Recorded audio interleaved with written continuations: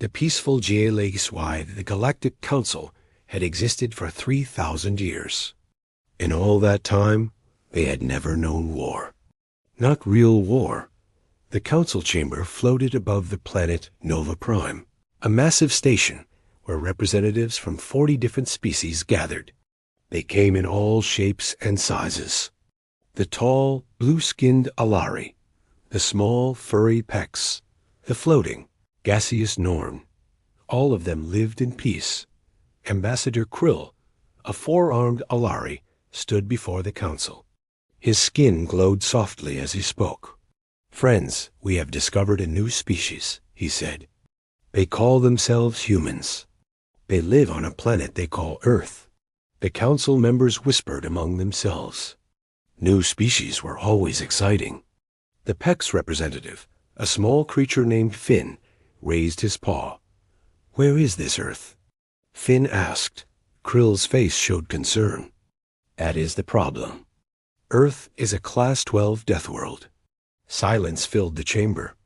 A death world.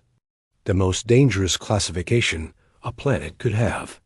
Most council species came from safe worlds with gentle weather and calm animals. "Are you certain?" asked Vale, the Norn representative. Her gaseous form swirled with worry. "Very certain," Krill said. He pressed a button, and images appeared.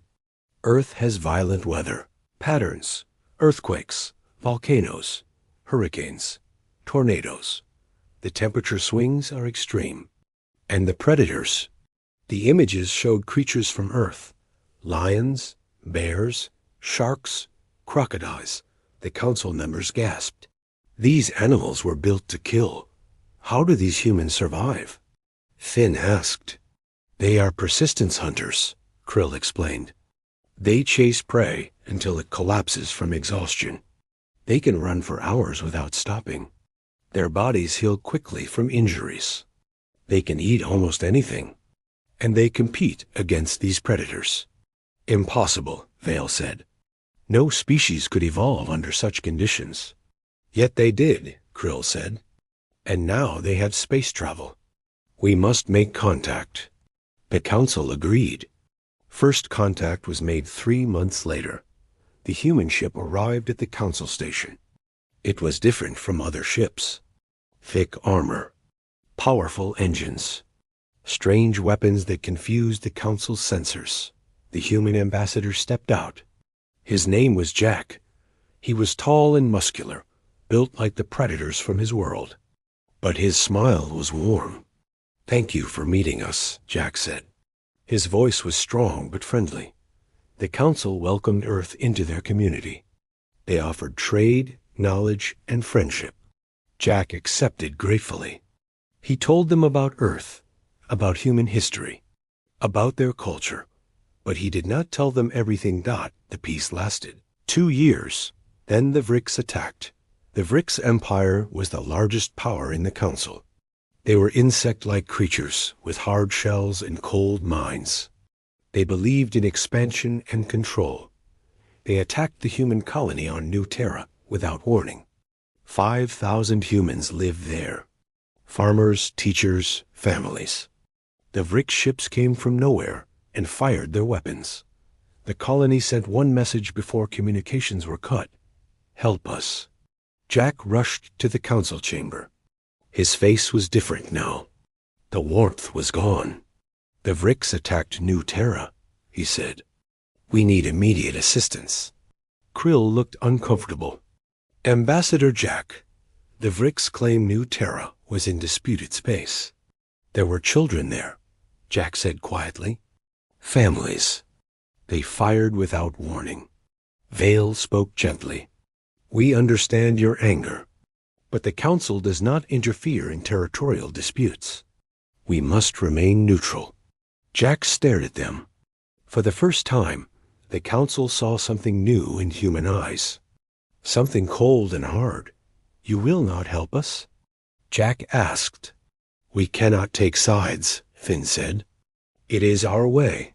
Jack nodded slowly. "I see. Then we will handle this ourselves." He turned and walked away. The council members looked at each other. They felt they had made the right choice. They had maintained peace. They had no idea what was coming.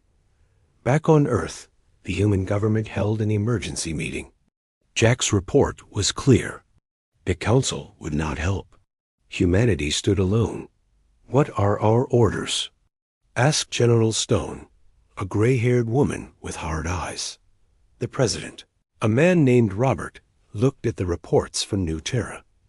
2,000 humans were dead. 3,000 were missing. The Vrix had taken them as prisoners. "Prepare the fleet," Robert said. "All of it, sir? The entire military?" Stone asked. "Everything," Robert confirmed. "The Vrix want to know what humans are capable of. Let us show them." "What about the council?" Stone asked. Robert's expression was ice. "The council will learn too. They will all learn what happens when you attack a Deathworld species." The orders went out across human space. Every warship, every soldier, every weapon system came online. Humanity had not fought a major war in generations, but they had never forgotten how the galaxy was about to remember something it had never truly known. Real war was coming. The AW-89G, the human fleet, appeared at the edge of Vrix space 3 days later. 100 warships. The council had never seen so many military vessels in one place. Most species had 5 or 10 ships for defense. Humans brought 100, and sensors showed more coming. Ambassador Krill received an urgent message from the Vrix homeworld. He rushed to the council chamber, where other members were already gathering. "The humans are here," Krill said. "The Vrix are requesting our intervention." "What do you mean?" Vale asked. "The humans would not attack. They are new to the galaxy. They must be negotiating." Krill's skin turned dark blue with fear. "No, they sent one message to the Vrix leadership. Just 2 words. Surrender. Now." Finn's fur stood on end. "That is aggressive. The Vrix will never accept such demands." "The Vrix refused," Krill said. And then the humans attacked. The council watched through long-range sensors. What they saw changed everything they knew about conflict. Human ships moved like nothing they had seen before. Fast, coordinated, deadly. The Vrix had 200 defense ships around their military stations. The humans broke through them in 30 minutes. But it was not just the ships. It was how humans fought. They used decoys to trick Vrix sensors. They attacked from multiple directions at once. They targeted communication arrays first, cutting off Vrix coordination. They launched small fighter craft that moved too fast for Vrix weapons to track. "This is not normal combat," Vale whispered. "How do they know these tactics?" The Vrix military station tried to fight back. Their weapons were powerful, designed to break through shields and armor. But human ships worked in groups. When one ship's shields weakened, others moved to protect it. They rotated positions constantly, never staying still. The station fell within 2 hours. The council members sat in stunned silence as they watched the recordings. The humans had destroyed a major Vrix military base with minimal losses. Only 3 human ships were damaged. None were destroyed. "This cannot be happening," Finn said. "The Vrix Empire is the strongest military power in council space." "Not anymore," Krill said quietly. The human advance continued. They moved through Vrix space like a storm. Every military installation they found, they destroyed. But they did something the council found strange. They did not attack civilian targets. They warned Vrix civilians to evacuate before striking military bases. Why do they spare civilians? Vale asked. If they want to conquer the Vrix, they should take their cities. Krill had been studying human history files. What he found terrified him. They are not conquering. They are punishing. There is a difference. He showed the council what he had learned. Human history was filled with war. Thousands of years of conflict. Humans had fought each other for resources, land, beliefs, and honor. They had developed warfare into a science. The Council saw recordings from Earth's past. Ancient armies with swords and spears. Medieval sieges that lasted years. Modern wars with tanks and aircraft. Nuclear weapons that could destroy entire cities. They have been fighting their entire existence, Finn said in horror. How are they not extinct? Because they are good at it, Krill answered. Very good.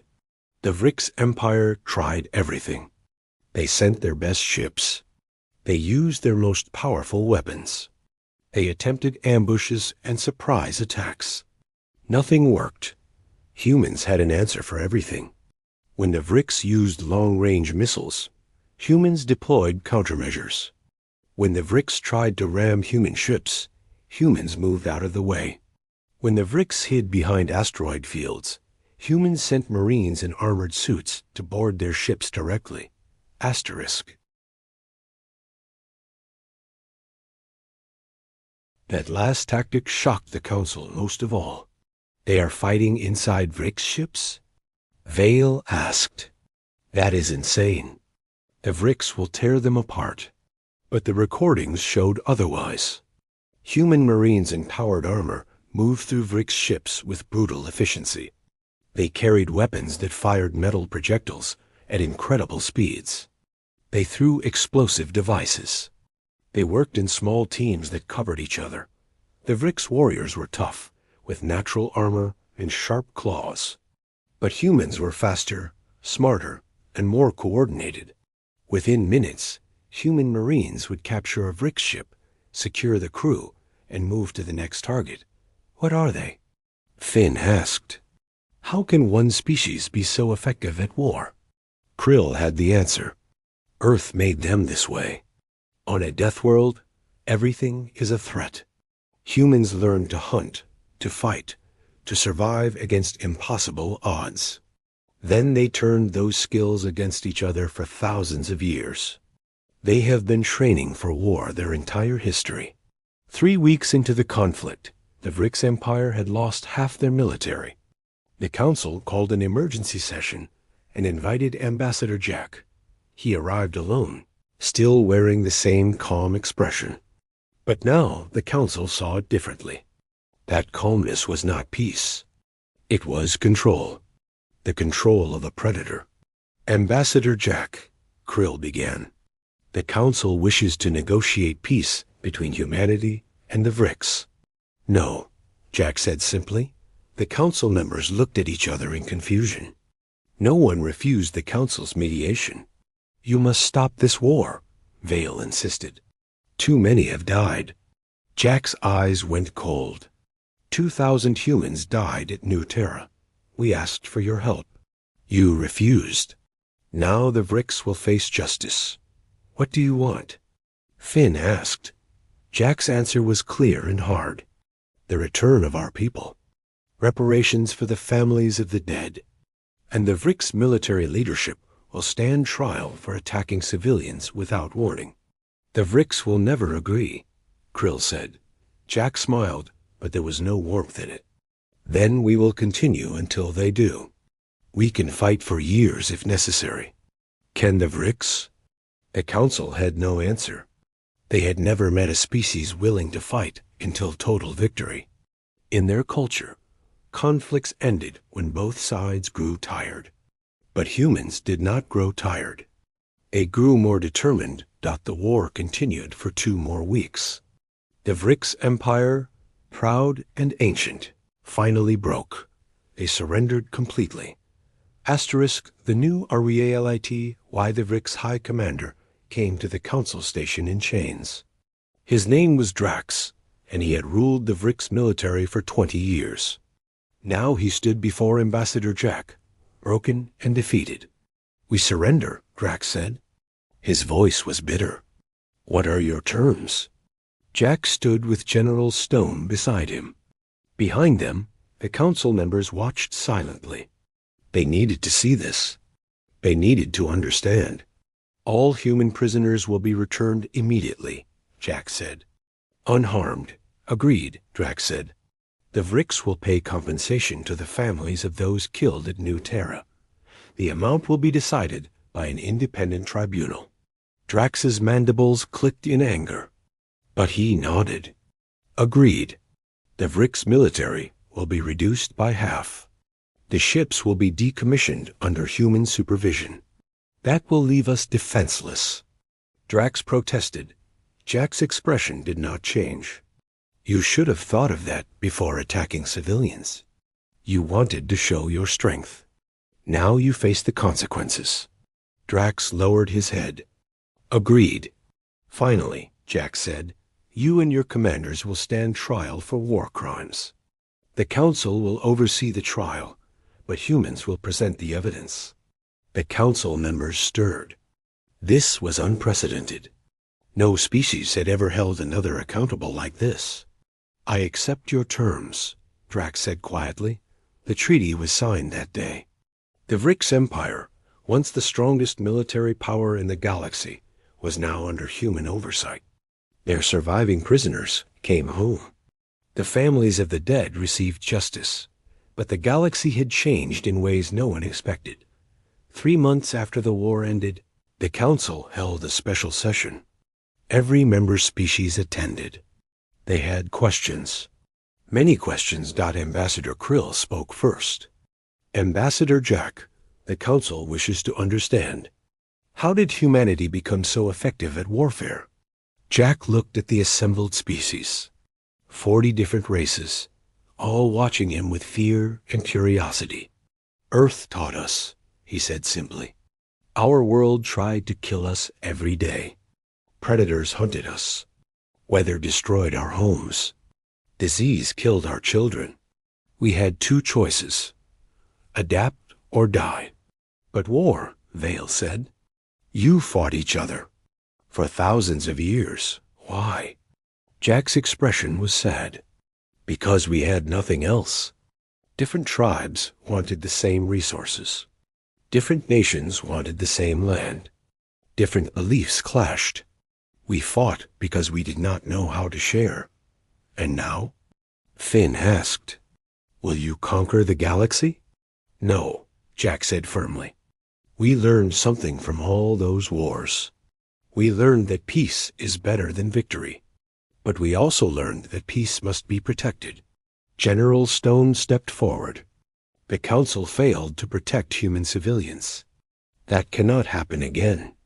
Not to humans, not to any species. What are you proposing? Krill asked. A new system, Jack said. The Council will remain for diplomacy and trade. But there will also be a protection force. Species who cannot defend themselves will be protected. Aggressors will face consequences. And humans will lead this force? Vale asked. At first, yes, Jack admitted. Because we know how. But we will train others. We will share our knowledge. Eventually, every species can contribute. The Council debated for hours. Some feared human power. Others saw the wisdom in the proposal. Finally, they voted. The motion passed. The Galactic Protection Force was established 6 months later. Human officers trained volunteers from dozens of species. They taught tactics, strategy, and discipline. But they also taught something else: honor. War is not about killing, General Stone told a class of alien recruits. War is about protecting what matters. You fight not because you want to, but because you must. And when you win, you show mercy. The galaxy slowly adapted to this new reality. The Vrix, humbled but not destroyed, focused on rebuilding. Other aggressive species reconsidered their plans for expansion. Weaker species felt safe for the first time. But the most important change was in how the galaxy viewed. Earth. Ambassador Krill visited Jack 1 year after the war. They stood in an observation deck, watching Earth rotate below. We were wrong about your world, Krill said. We thought Deathworlds only created death. Earth is dangerous, Jack agreed. But it also taught us something valuable. What is that? Strength, Jack said. Real strength is not about dominating others. It is about protecting those who cannot protect themselves.